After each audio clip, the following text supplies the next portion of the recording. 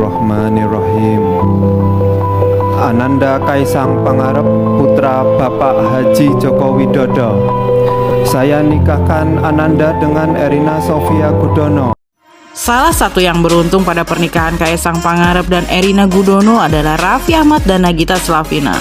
Mereka berkesempatan untuk berfoto karena diminta oleh Ibu Iriana sendiri yang meminta berfoto.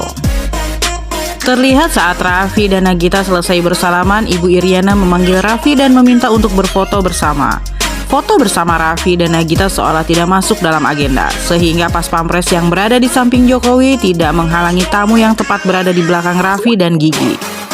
Barulah ketika Ibu Iriana meminta Raffi untuk berfoto bersama, pas pampres jadi dibuat kelabakan mengatur tamu yang sudah terlanjur bersalaman untuk mundur lagi ke belakang. Momen itu pun menjadi perhatian netizen. Ibu Iriana yang diketahui memang ngefans dengan Raffi Ahmad pun jadi perbincangan warganet. Gara-gara Ibu Iriana minta foto sampai yang sudah bersalaman disuruh mundur lagi, woi, kata netizen. Luar biasa memang Sultan Andara, begitulah tulis seorang netizen.